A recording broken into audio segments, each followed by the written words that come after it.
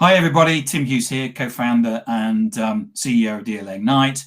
With me today I've got Brandon Lee, and Brandon is the CEO and founder of FunnelAmplified. And we're going to talk about the importance of conversations on social. Why? Because conversations on social create sales. Before we get into that, Brandon, where can people get hold of you? LinkedIn's best. We're on LinkedIn. I'm sure I'm tagged on your post, but it's Brandon Lee Social Selling is my LinkedIn handle. So you've been on an interesting journey, especially with social, and I don't know whether you call it an epiphany, but you certainly had you were in a situation back in 2017 when you stood up in front of some people and they all laughed at you. Yeah, exactly. They did laugh at me, and I'm going to pull this out here as part of it. I spent my analog days, if you will. I had a company that helped thousands of sales reps build relationships with their targeted audience, and we did that by creating conversations. We did it in an offline world. So the outside looking in, I owned a marketing company and I owned a printing company. But what we really owned at the core of it was we helped thousands of salespeople build relationships on trust. It gave them, and all of it started, conversations. And this is a little beat up and it's old, but this is what it looked like. It was a personal magazine. And the contents in here, all of this had nothing to do with sales, had nothing to do with their product.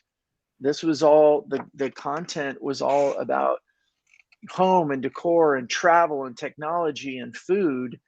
And then this magazine dripped to their audience every month. And what it did was, now, first of all, our company had a renewal rate, which means our product was working. And it was working for our clients because this was not a sales pitch. This was a gift. This was a conversation, and it created influence. So when I started looking at what everything was happening with digital and how digital, email, social, inbound marketing, content was all being used, I thought, man, we've taken the human element out of this and it's not working. I mean, it worked early on because it was new and novel. We all went, ooh, I got mail. And we all checked our email. Yeah. And now it's been overused so much that we just don't care about our email. So when you focus on the basics of what drives human connection, it still works. So you stood up in front of in a conference. Oh yeah. and spoke, and everyone laughed at you. Yes, I'm sorry. Back in 2017. Yeah, it was in 2017, and I was at a sales conference. It was filled with about 400 or 500 people, enterprise level, mid SMB. And I got up and I started talking about how we needed to, blow up the silos between sales and marketing, how marketing was going to have to start learning how to equip sales with the content they need to develop relationships earlier in the engagement process. Right, we got to think about how do we get connected to buyers before they're even in their buyer's journey, in order to win the journey. And there was a woman there. I'm in the South now, and you learn terms like bless her heart, which sounds really nice and positive, but it's not. She could not emphatically enough disagree with me. I mean, she just was sitting there shaking her head and looking up and disagreeing with me, and the people sitting next to her were laughing. And they just thought I was absolutely crazy. And on one hand, I had this moment of complete insecurity of going, oh my gosh, like maybe I'm totally off base here. What's going on? And then there was another part of me that actually just kept empowering me, because I know that it works. I've seen it demonstrated so often that you can't, as much as we want to make LinkedIn professional, at the end of the day, professional. I mean, my best business opportunities, as I say, that I did more business in the bar than I did in the boardroom, because that's where relationships start. And And when there is that trust, and there is that friendship and that relationship, and I could say friendship within business, because people go, oh, you're not, you don't become friends. Well, bull. Like, I become friends with a lot of my customers because I'm very relational. And what happens is I get more referrals, I get more repeat business, my door gets opened, just because you build relationships with people. So you have a very different LinkedIn profile to other people. Can you just talk us through that?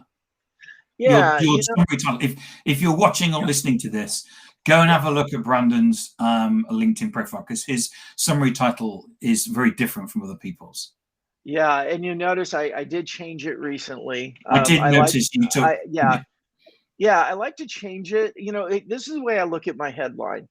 My headline is a lot like a conversation starter, right? And if you go to the same networking event and you keep using the same, conversation starter over and over, people eventually roll their eyes like, oh yeah, I've heard that one before.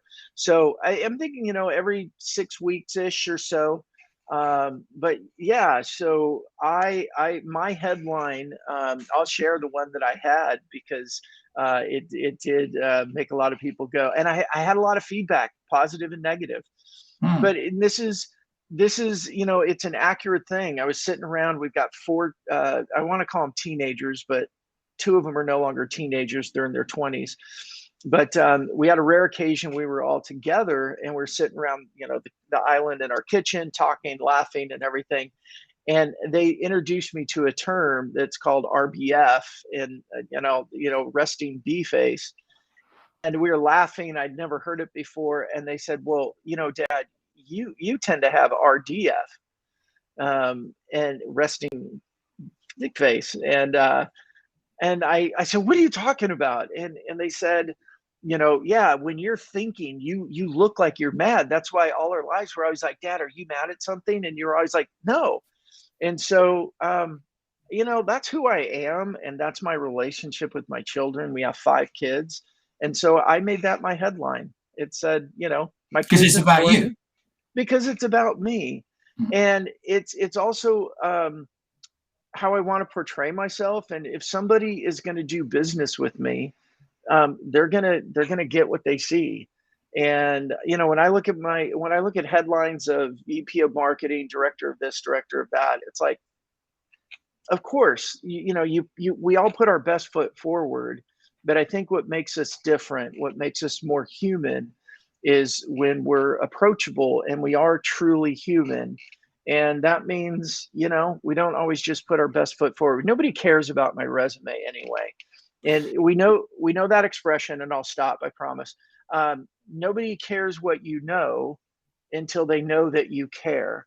And so I choose to demonstrate more of my humanness and that I care, and the rest of it will come later.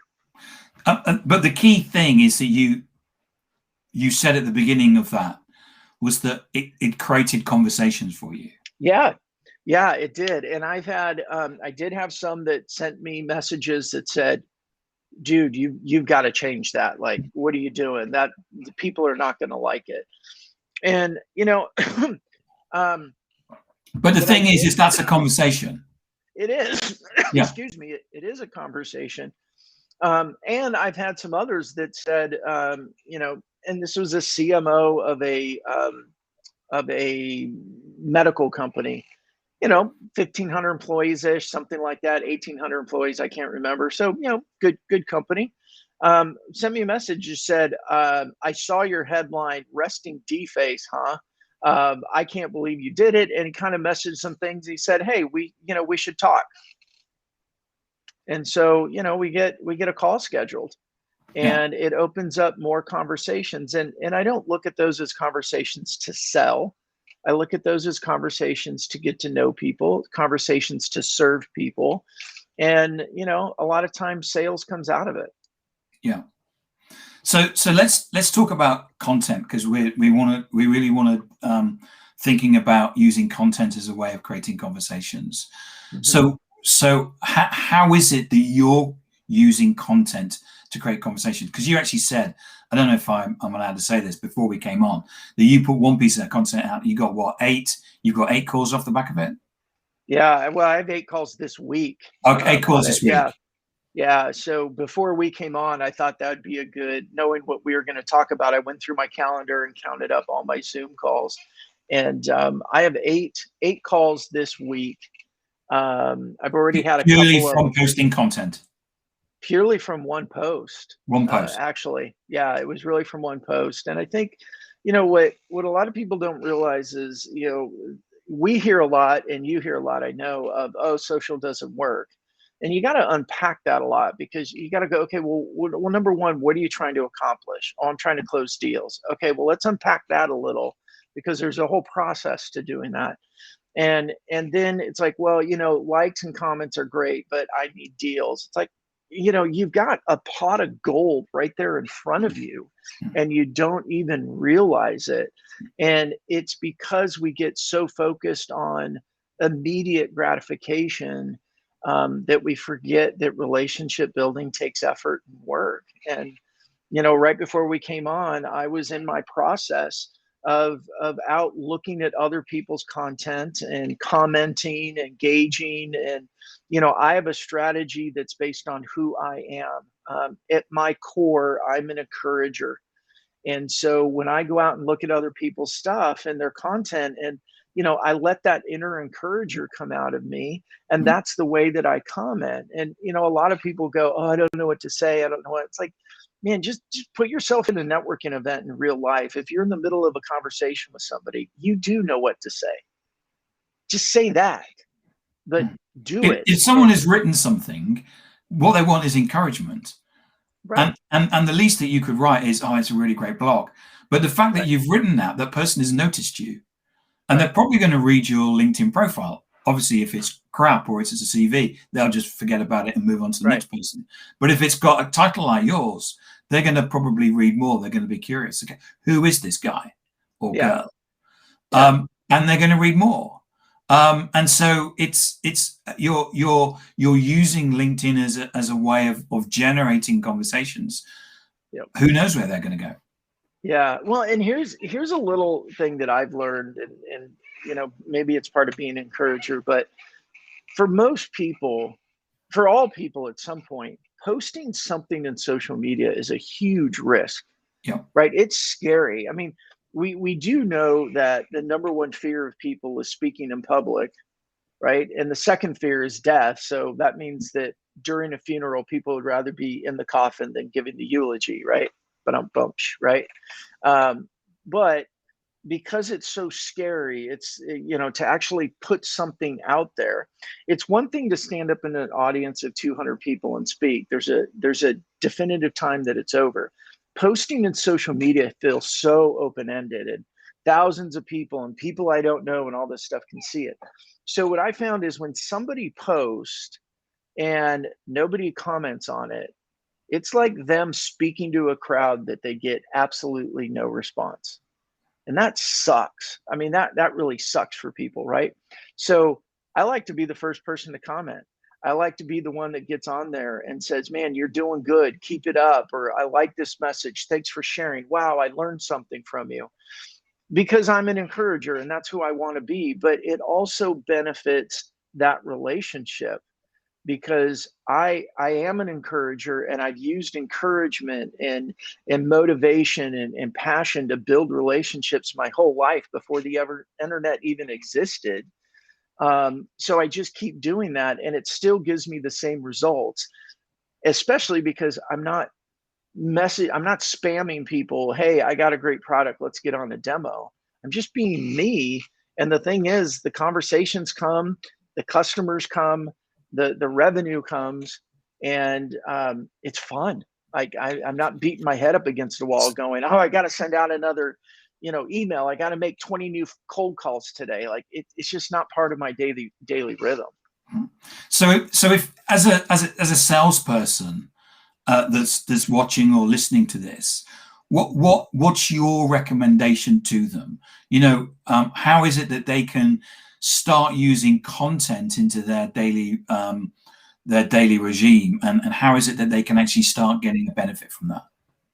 Yeah, I was listening to I'm going to tell a quick story about that. I was listening to a Yeah. podcast, and this is a while ago. This is probably 6 months ago, but it was a younger woman in customer success. I'm sorry, she was in sales, and her boss brought her in and said, "Okay, we need to take a look at your KPIs." And she said, "Okay, this is the person who is sending out the most emails in our organization. And this is you." And this poor young woman's like, okay. And she was scared because it was a company that was KPI, KPI, KPI, right? You got to get these out, get these messages out.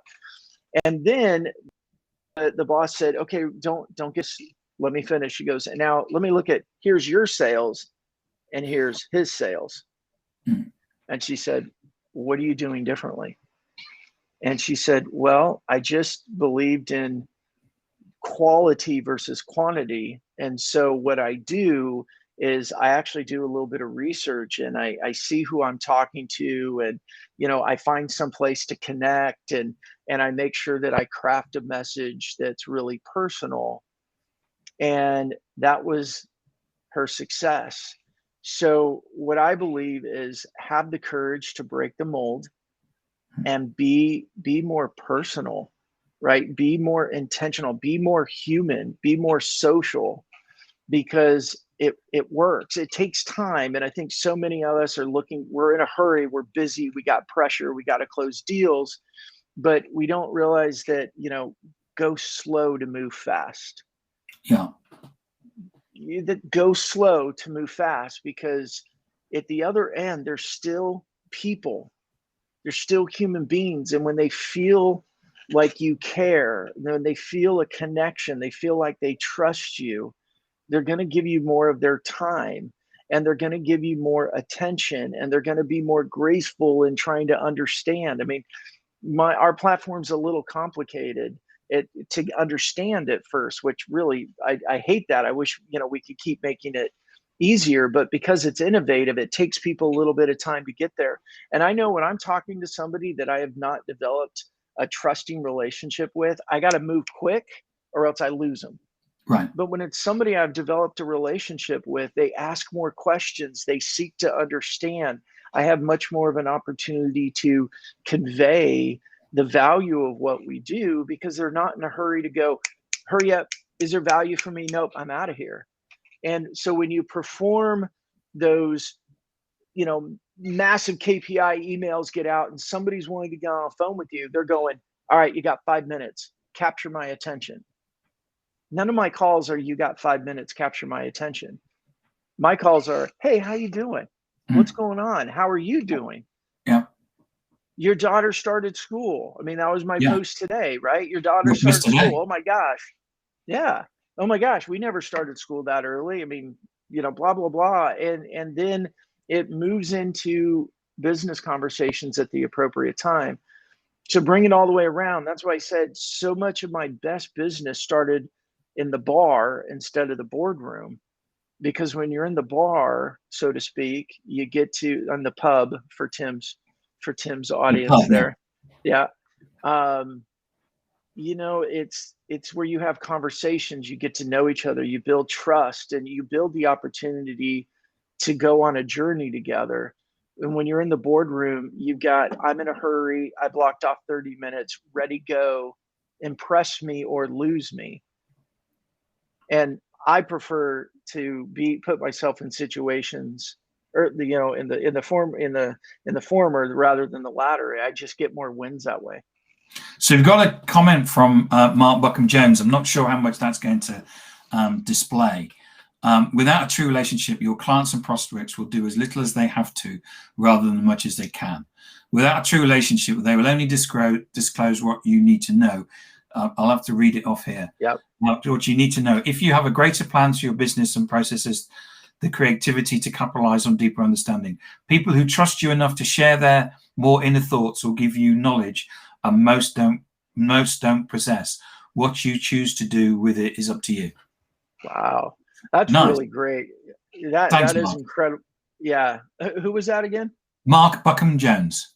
All right, Mark, thank you for that. I mean, that was extremely well said. And yeah, I mean, relationship opens up the opportunity for so many more things. And I think that is probably the key of being in a relationship with somebody. You get more information, you get coached, they become a champion, they help you navigate the other buyers. If it's a buyer's team, they'll give you insights into, hey, these are the real, hey, we told you these are our needs, but these are the real key things that we're trying to accomplish. They give you the insights and the lay of the land because they are your champion, and they're your champion because they feel that connection with you. It's So just quickly, Brandon, because we are at 20 minutes, I want to ask you this, because you got like 8 meetings off the back of one post. So what did you post? It must have been like a brochure or something about your company or something like that, surely. Yeah. Well, as you and I both know, when we talk about our companies, nobody really cares, because Isn't that we all amazing? say, because we all say how awesome we are, and everybody goes, well, of course you're going to say that. This post is probably one of my most engaged posts over the last 3 weeks or so. I had a very disappointing situation. My dad and I have not been on the best terms most of my life. In fact, I haven't really seen him for almost 10 years. But we've been, and he's in his late 70s, and we've been trying to work on restoring our relationship.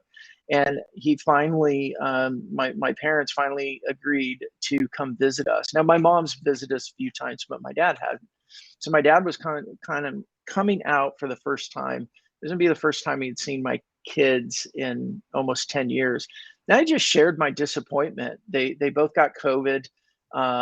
They couldn't travel. And this had been, my wife and I had been really excited about this for quite a while. And it was a big disappointment. And here's what I found with that is that we're all human, and lots of people go through disappointments. Lots of people have challenges with parents. There's a lot of brokenness out there. There's a big need for forgiveness. So not only have I created 8 calls, and not all of them have been like, let's talk, I want to hear what you do for work. And some of them have just been, I would love to talk to you about, trying to figure out how to forgive my dad. Like, let's do it. And I got invited to be a guest on a podcast and share my experience of learning to forgive. Now, look, I'm not a forgiveness expert, and I don't even know if that audience is going to do any good for my sales per se, but I don't think that way. I think about, I want to share my life, because when I share my life, other people come alongside and share their lives. And we all know that the larger our network, the stronger our network, the more business opportunities we have. So that was my post about my parents getting COVID. Fantastic. Yeah. Brandon, thank you so much for coming on and sharing your experiences and sharing about the importance of creating conversations, because they generate sales. And being able to do it in a way that you don't basically spam people or annoy them or interrupt them or piss them off, which is a great skill. Remind people where they can get hold of you, Brandon. Yeah, so they can find me at a few places. On LinkedIn, it's Brandon Lee Social Selling. They can go, I've got my own content hub. If anyone wants to see about the content I share, learn more about my family, it's brandon.funnelamplified.com. And of course, the company is FunnelAmplified.com if anyone wants to check that out. Yeah. Okay. Brandon, thank you so much for coming on. Thank you so much for your insight today. Hey, thank you for inviting me. It's always a pleasure to be with the guy that I just put your book away, that literally wrote the book. When am I going to get my book on the back shelf there? I know. I gotta, you know what? I gotta go send that. It'll probably take a month. You need to get rid of the high performance habit and have mine on there, I'm sure. There we go. Here we go. Right. Yours and mine. There you go. There Fantastic. we go. Yep. I got to get those shipped off. Tim, Brandon, thank you so much for today. My pleasure.